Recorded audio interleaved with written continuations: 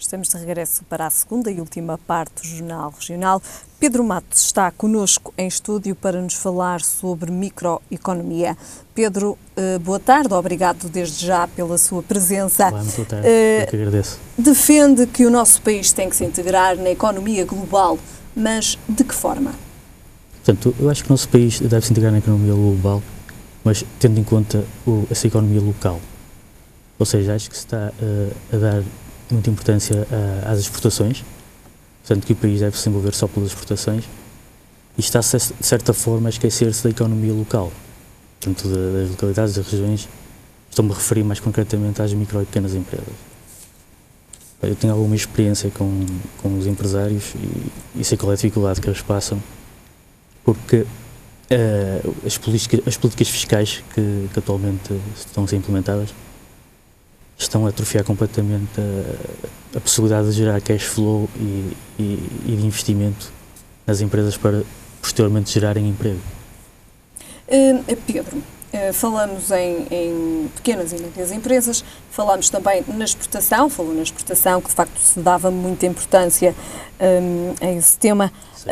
Como se explica que no contexto atual de crise, e vamos falar aqui num caso específico, que o setor do calçado tenha tanto sucesso?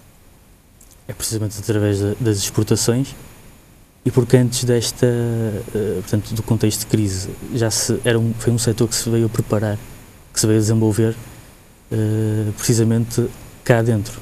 Portanto, é um setor que, através da economia, lá está, local, cresceu bastante, uma boa capacidade produtiva também, bons empresários, claro.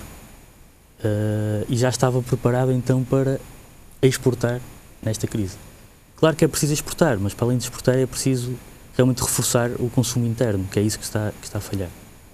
Portanto, eu não queria muito também falar em termos só de políticas, mas é preciso também saber gerir o país e o país precisa de realmente políticas como, por exemplo, estão a pensar em aumentar o IVA. Acho que isso é um erro brutal. Vai condicionar aqui também o consumo, certo. Esse consumo que falava. Vai condicionar precisamente o consumo. Ao condicionar o consumo, dificilmente o Estado vai arrecadar a longo prazo receitas. Porque o Estado consegue arrecadar receitas agora no curto prazo. Mas se está a prejudicar o crescimento das empresas e do emprego, logo a médio e longo prazo, onde é que vai poder buscar então as receitas? Portanto, tem que trabalhar mais o lado da despesa. Primeiro tem que se trabalhar o lado da despesa, só depois é que sim, poderá-se trabalhar o lado da receita. Isto ao contrário, temos empresas que tenham lucro, temos tributação autónoma, isso realmente tecnicamente impensável, tributação autónoma quando a empresa tem lucro, não se percebe. O IRS, as taxas de IRS continuam elevadas, e lá está também falando no consumo. As pessoas, ao terem a taxa de IRS mais elevada, mais uma vez veem o seu rendimento diminuir. E vamos dar o mesmo, um ciclo vicioso negativo. Pedro Matos, o Pedro conhece bem a realidade das pequenas e médias empresas e, como já tínhamos falado também no contexto atual de crise, é necessário que os empresários sejam criativos e consigam encontrar alternativas neste momento de crise. Pois, aí é que está a questão. Também não quero estar sempre a falar do aspecto negativo. Temos que lutar com o que temos e saber dar a volta. Saber dar a volta. E o que eu tenho desenvolvido são técnicas ao nível da força de vendas e de marketing.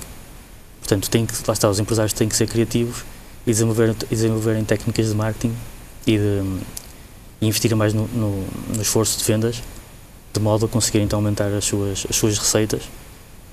E para isso é preciso quase que ir ao cliente, a cada cliente, e convidá-lo a adquirir o produto ou o serviço que tenham, mas e pela qualidade, porque também chegamos a um ponto em que hoje em dia as pessoas, o consumidor, já é muito desconfiado, já é muito sensível a quem os tenta enganar. Portanto, para primeiro lugar, a base é ter um produto ou um serviço bom e depois sim apresentá-lo, e depois é cirúrgico. Portanto, são técnicas de marketing que nós temos aplicado e que realmente têm aos poucos e poucos vindo a ter resultados positivos. Os portugueses investem pouco atualmente? Neste momento os portugueses investem pouco, e também, não só os portugueses, um estrangeiro que queira investir cá, porque também é importante captar investimento cá, para, portanto, investimento que crie empresas, para, por sua vez, criar emprego. Também chega cá e vê Portanto, um investidor que queira investir cá e quando vai a constituir empresa e quando vai analisar as políticas fiscais, assusta-se. Por acaso, recentemente tivemos na minha empresa uma abordagem de um investidor espanhol que quer abrir uma cadeia de restaurantes. Ainda não lhe falei da política fiscal, mas espero que ele não se assuste. Não, diz também que hoje em dia não basta aplicar as noções técnicas da microeconomia. Não basta, porque atualmente o mundo muda com muita rapidez e os próprios conceitos da microeconomia estão obsoletos. Por isso é preciso ser-se criativo e não entrar numa onda de destruição de ciclo negativo, mas sim numa onda de destruição criativa. É preciso acompanhar sempre as novas tendências. Por exemplo, ao nível das microempresas, atualmente utiliza-se a era digital. Só que a era digital, os websites, as vendas online, ao nível da economia local, já há 10 anos foi previsto que era necessário. Hoje em dia é preciso, mas não basta. E lá está, já começamos então a utilizar novas formas ao nível da força de vendas, que consiste muito em ganhar a confiança do consumidor, em criar uma empatia e sendo sincero também, claro, com o consumidor, de modo a ter o cliente ali. Devemos tratar o cliente como sendo alguém da família, mesmo assim, o empresário deve, porque portanto, o consumidor, é o cliente que lhe vai dar a receita necessária para criar emprego e para se envolver, porque estamos numa sociedade em que... Mas acima de tudo com confiança, é uma palavra-chave. Confiança, mas confiança real, lá está. O que hoje em dia faz a diferença é o que realmente tem substância e que tem qualidade real. Pode haver confiança, como os políticos normalmente fazem, que dão confiança pelas palavras. Não basta palavras. Hoje em dia já não vai lá só com palavras. São preciso pessoas boas tecnicamente e que realmente aplicam o que se tem que aplicar. É preciso saber gerir uma empresa acima de tudo. Estar certo. Atento também às novas tecnologias, precisamente como falava na era da economia digital. É preciso ter em conta determinados pontos. Certo. É preciso estar sempre atento. É preciso estar sempre atento, porque a mudança é constante, é preciso antecipar-nos à mudança. Portanto, e saber também depois gerir essa mudança. E saber gerir essa mudança, claro. Adaptando-se à mesma e depois já ir buscar outras formas que vão antecipar a mudança seguinte, o passo seguinte. Portanto, tem que estar sempre assim. É uma cadeia de criação construtiva, chamemos-lhe assim. É gestor de empresas, é consultor de gestão. Se alguém se chegasse ao pé de si, um futuro empresário, que lhe dissesse que tinha esta ideia, que conselhos lhe daria? Desculpa, a ideia de ter uma ideia de abrir um negócio. Vamos falar na economia global, na economia local, por exemplo, ligados tanto se fala hoje na agricultura biológica. Imagino que tinha um produto de agricultura biológica, queria fazer dele, digamos assim, um produto reconhecido em termos nacionais e internacionais. Que conselhos lhe dava? Para criar empresa. Não é? Para criar a empresa. Portanto, criar a empresa, tínhamos que ver se... Com sucesso, claro. Com sucesso. Dada a situação da fiscalidade atual, em primeiro lugar, criar a empresa de modo mais positivo fiscalmente, ou seja, ver se é preferível uma sociedade unipessoal ou se é preferível um empresário em nome individual. E depois crescer de acordo com o próprio crescimento das vendas, do negócio em si. E o que é mais? O que é que compensa mais? Uma sociedade ou em nome individual? Uma empresa, de acordo com os conhecimentos que tem. Depende. No contexto atual. Se o empresário estiver a pensar em aproveitar alguns subsídios, por exemplo, em contratar pessoal, de acordo com esses subsídios, se calhar é preferível uma unipessoal. Mas também lá está, tem que fazer essa gestão desse lado com o lado do negócio, porque ao fim de 2 anos o empresário vai ter que pagar os pagamentos por conta, que é mais um imposto a crescer. Portanto, existe assim uma série de preocupações que têm que ser em conta. Se crescer rápido, muito bem, é unipessoal, mas o crescer rápido também, nós não adivinhamos o futuro, fazemos previsões, fazemos um plano de negócios e depois ajudamos a desenvolver a cadeia de distribuição, temos alguns contactos também para exportações, para alguns mercados, nomeadamente dos países PALOP, que ajudam a exportar, se fosse, por exemplo, a agricultura biológica, por exemplo, cogumelos biológicos. Faríamos esses contactos com empresas de distribuição com quem temos parceria para tentar colocar lá os produtos. A nível nacional, aconselhava outros a constituir uma equipa de distribuição, de comerciais, de venda, que fossem portanto, aos clientes-alvo, colocar o produto e lá está, e negociar com esses clientes-alvo formas de colocar o produto, porque eles próprios também, hoje em dia, as negociações são muito difíceis, porque eles próprios também não têm, lá está, não têm muito cash flow para investir. Tem que sempre ser numa base de comissão, parceria no início e depois, assim que os negócios começarem-se a desenvolver, sempre com esta eficiência fiscal, esta ginástica que tem que se fazer ao nível da fiscalidade, fazer então com que o negócio prospere. Falta às empresas transformar planos estratégicos em realidade. Certo. A maior parte dos empresários, das pequenas empresas, e é normal, são empresários, muitos são empresários, não são gestores, sabem o que é que querem fazer, sabem precisamente o que é que querem fazer, em que medida é que o seu plano estratégico deve estar construído, mas precisam de uma orientação, de uma direção, porque depois acabam por se perder. As ideias estão lá, eles têm as ideias, sabem como onde chegar lá, mas depois não conseguem implementar. Não conseguem concretizá-las? Concretizá-las, sim. Ou porque têm medo de estar a investir e depois não resultar, precisam de realmente quem oriente. E é um trabalho que eu tenho feito e confesso que tem sido árduo, mas aos poucos e poucos está a dar resultados. E de facto é preciso continuar a apostar também nesse sentido. Certo, certíssimo. Pedro, muito obrigado pela sua presença, muito obrigado então também por estas explicações. Muito obrigada. Os portugueses que mais viajam são, por incrível que pareça, dentro do país, os desempregados e jovens que estão sem emprego. Ainda assim, mais metade dos turistas que visitam terras portuguesas são estrangeiros.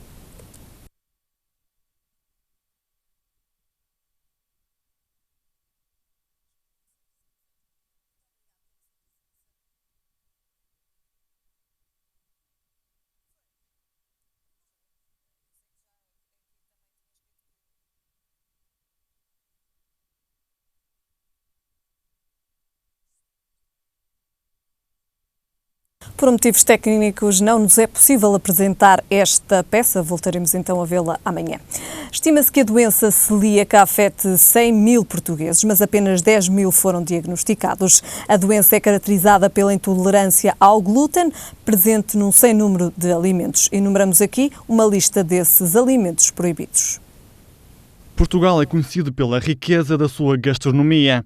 Uma vida saudável depende da prática do exercício físico regular e de uma alimentação equilibrada. O problema surge quando os alimentos ingeridos não são bem absorvidos pelo organismo. A esse obstáculo os cientistas chamam doença celíaca. A doença remonta até o século II. Ela danifica o aparelho digestivo, o intestino delgado e interfere com a absorção de nutrientes dos alimentos. Quando as pessoas são afetadas por esta doença e consomem produtos com glúten, o sistema imunológico responde de forma negativa, danificando as velocidades do intestino delgado, responsáveis pela absorção dos nutrientes dos alimentos para a corrente sanguínea. Infelizmente, segundo os especialistas, a doença celíaca é genética, irreversível e por vezes torna-se ativa pela primeira vez após cirurgia, gravidez, parto, infecção viral ou por stress emocional grave. Em Portugal, apenas foi realizado um estudo sobre este problema até à data. E após um rastreio realizado a 184 pessoas, todas apresentaram esta patologia. A organizadora da segunda reunião nacional da doença celíaca, que se vai realizar em Braga, alerta que possam padecer da doença cerca de 100 mil pessoas. Isto é, há em território nacional entre 1% e 3% dos celíacos, mas apenas 10 mil foram diagnosticados como tal. Alguns dos sintomas são logo identificados nos primeiros 2 anos de vida, durante a introdução de novos alimentos na dieta. Se tem filhos e não tem a certeza sobre se estão ou não afetados pela doença, aqui fica a sintomatologia típica. Vômitos, perda de peso, atraso no crescimento e baixa estatura, puberdade atrasada e defeitos no esmalte nos dentes permanentes. No caso dos adultos, os sinais estão ligados, por exemplo, a aftas correntes, artrite, dores ósseas, depressão ou ansiedade e mesmo a fadiga. Por incrível que possa parecer, muitos dos alimentos que ingerimos no dia-a-dia têm glúten e nem damos por isso. É o caso dos derivados do trigo, cevada, centeio e aveia, como pão, torradas, bolachas, massas, bolos, cerveja, entre outros. Lasanhas, pizzas e até mesmo sopas de pacote também estão fora da lista de compras habitual de qualquer celíaco. Mas importa não desanimar, até porque existem outros pratos saudáveis e tão ou mais saborosos livres de perigo. Por exemplo, arroz de marisco, saladas vegetais e fruta. E como quem avisa seu amigo é, aqui ficam alguns conselhos que deve seguir para tentar evitar o glúten. Se faz refeições fora de casa, pergunte sempre ao empregado que ingredientes contêm um determinado prato desconhecido.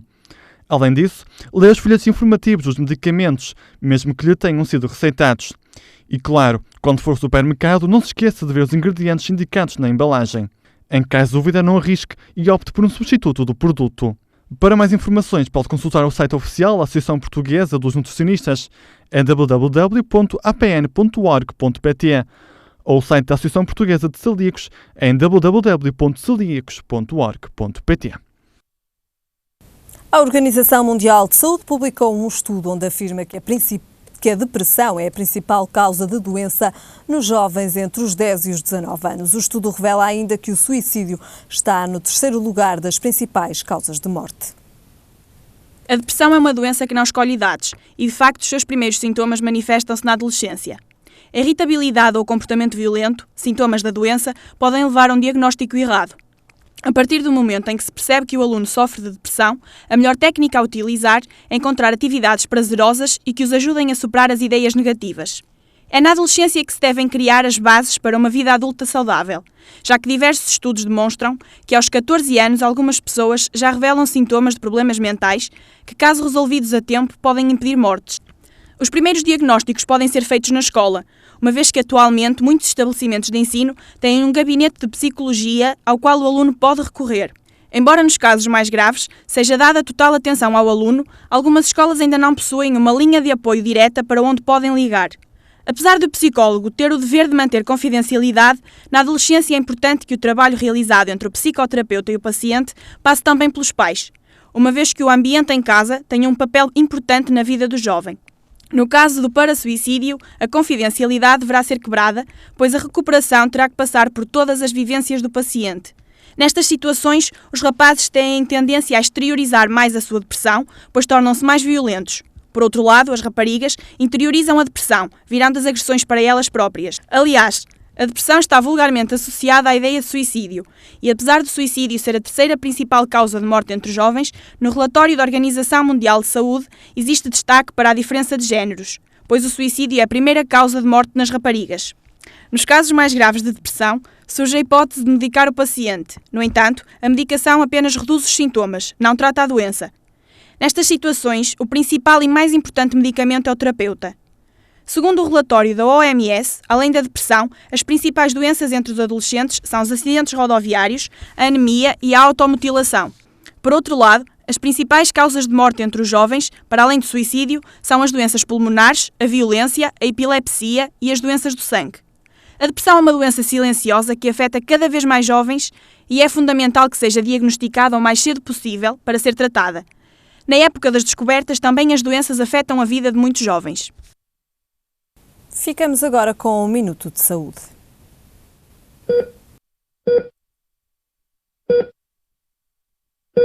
O que se deve fazer numa hemorragia nasal? Pôr um bocado de papel para estacar o sangue. Sim, deveria não abaixar a cabeça e deixar para cima. Em Brasil tratamos assim. Isso não sei, eu não sou médica.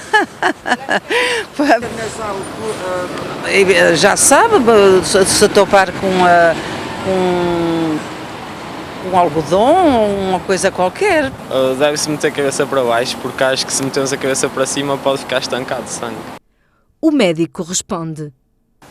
Uma hemorragia nasal deve-se, em primeiro lugar, afastar as causas que geralmente são causas simples, são causas não perigosas, não graves, como, por exemplo, remover a pessoa de um local quente, afastá-la do calor, fazer compressão do lado que esteja a sangrar, não é? A compressão local, colocar às vezes gelo também, ajuda. Às vezes fazer tamponamento com uma espuma especial que se chama Sfangostan, é conhecido, não é publicidade. E se depois a hemorragia não parar ou for muito abundante, deve-se levar ao hospital, não é? Um serviço de urgência, para despistar outras causas. Não é? Ficamos agora a saber como estará o tempo amanhã. Céu em geral pouco nublado, apresentando períodos de muito nublado, em especial a partir da tarde e nas regiões do interior. Aguaceiros e condições favoráveis à ocorrência de treboada, em especial durante a tarde e nas regiões do interior, onde poderão ser fortes e acompanhados de granizo. Quanto a temperaturas, o Porto registra uma mínima de 16 graus e uma máxima de 22. Em Lisboa, a mínima será de 17 e a máxima de 26. E em Faro, a mínima será de 18 e a máxima de 27. A informação regressa amanhã, já sabe, fique bem.